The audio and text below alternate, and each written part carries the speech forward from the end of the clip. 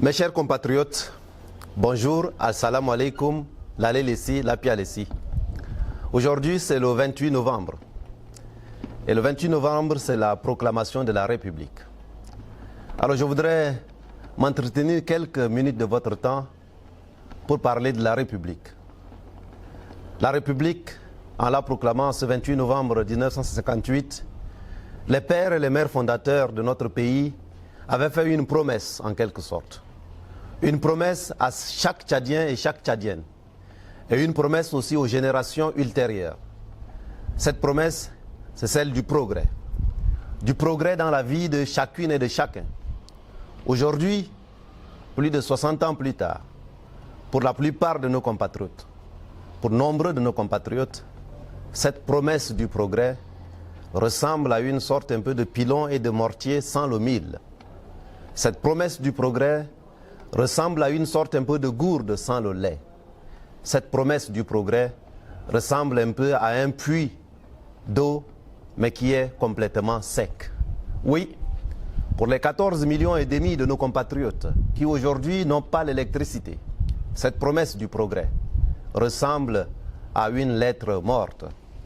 Pour les 7,5 millions de nos compatriotes qui sont dans une situation de précarité intense, immense, j'allais dire, eh bien cette promesse du progrès ressemble à quelque chose qu'ils ne verront jamais.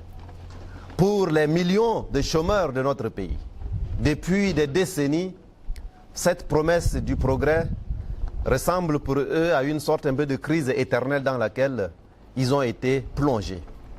Alors, la question que chacun et chacune de nous doit être capable de se poser, c'est est-ce que ce progrès promis va-t-il tomber du ciel? Évidemment non. Va-t-il être amené par un prophète? Évidemment non. Va-t-il être amené par quelqu'un qui pourra promettre ni ceci, mais cela? Évidemment non. Vous voyez que c'est à vous, c'est à nous tous, de nous engager pour faire de cette promesse du progrès une réalité dans nos vies. Alors je vous demande d'ensemble repartir aux fondamentaux de cette promesse en nous engageant dans l'unité. Oui, unité autour de quoi? Autour d'un projet de transformation de nos vies, autour d'un projet de société inclusif qui va se bâtir de la richesse de nos diversités. C'est alors que nous allons pouvoir travailler, oui, travailler à transformer notre système éducatif, travailler à transformer notre système judiciaire, travailler à transformer notre système sanitaire, travailler à faire en sorte que l'emploi ne devienne pas un rêve inespéré, que la possibilité de créer son emploi ne devienne pas quelque chose d'impossible.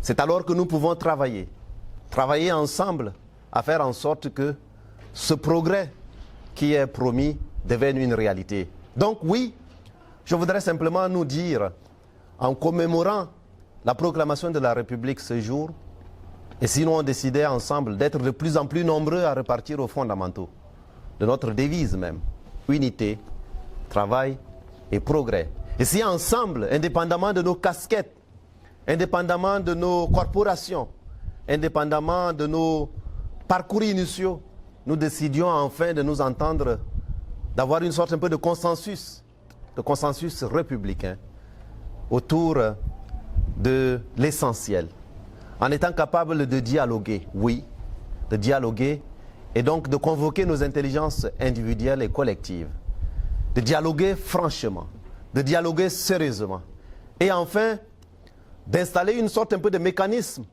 de type vérité,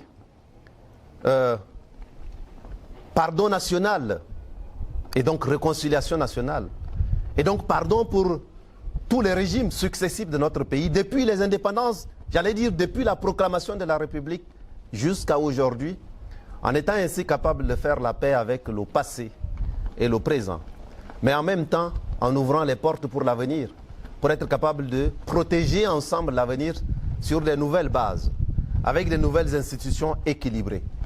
Ça, pour le faire, ça ne viendra pas d'ailleurs. ça ne viendra pas d'une puissance étrangère.